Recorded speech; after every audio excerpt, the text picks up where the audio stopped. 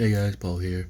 I was reading through Matthew here and I wanted to finish it with you guys. The chapter of Matthew chapter 14, and where I left off was Matthew chapter 14 verse 13. And this section is called Jesus Feeds the 5,000.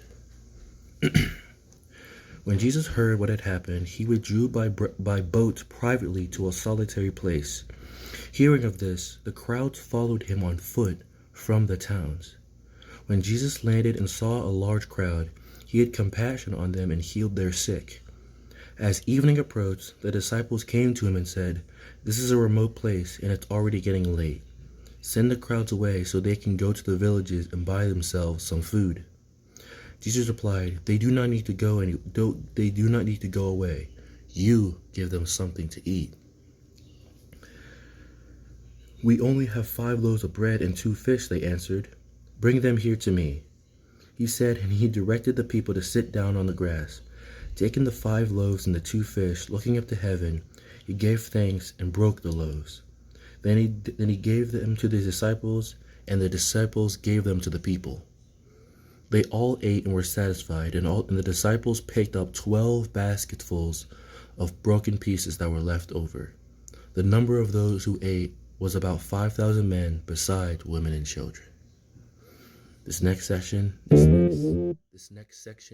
is called Jesus Walks on the Water, and it's Matthew chapter 14, verse 22.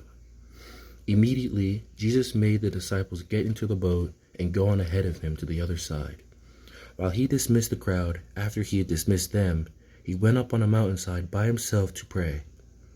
Later that night, he was there alone, and the boat was already a considerable distance from land, buffeted by the waves because the wind was against it. Shortly before dawn, Jesus went out to them, walking on the lake. When the disciples saw him walking on the lake, they were terrified. "It's a ghost," they said, and cried out in fear. But Jesus immediately said to them, "Take courage, it is I. Do not be afraid." "Lord, if it's you," Peter replied, "tell me to come to you on the water." "Come," he said. Then Peter got down out of the boat, walked on the water, and came toward Jesus. But when he saw the wind, he was afraid and began to sink, and cried out, "Lord, save me." Immediately Jesus reached out his hand and caught him. "You of little faith, why did you doubt?" And when they climbed into the boat, the wind died down, and then those who were in the boat worshipped him, saying, "Truly, you are the Son of God." When they had crossed over, they landed at Gennesaret, and when the men of that place recognized Jesus, they sent word to all the surrounding country.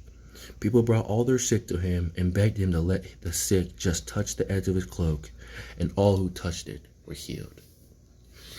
It's always amazing to read Matthew again and seeing the countless times Jesus did miraculous things. And one thing that came to me when reading was the part when Peter came to walk on the water with Jesus. And Peter was doing it. He had faith. He was having faith in Jesus. But then when he turned around and saw the worries and saw the danger around him, he began to be afraid. He began to worry, and that's why he started sinking.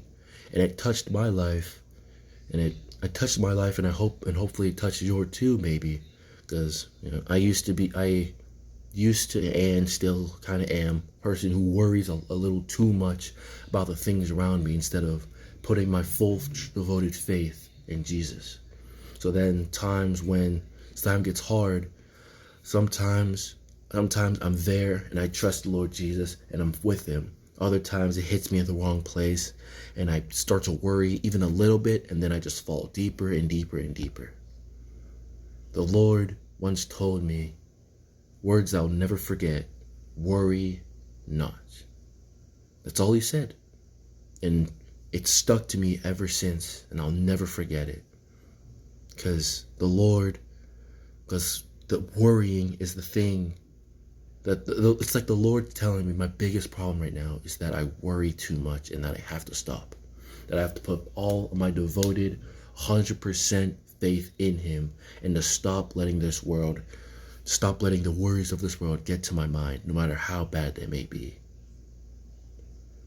That with Lord Jesus, no worry, no amount of worry can make me forget the faith I have in Jesus, forget the trust I have in him. And I encourage you guys to do the same in your lives. Whatever worry comes upon your life, don't let it overtake your mind. Don't let it crowd over the faith and trust you have in Jesus. Trust in him. Don't lose that faith and trust in him. Because if you continue down that worrying path, from experience, I can tell you it only gets worse. Hope you guys like this, and I pray that you learn something from this. And yeah, have a nice one. God bless you guys. Have a good rest of your day.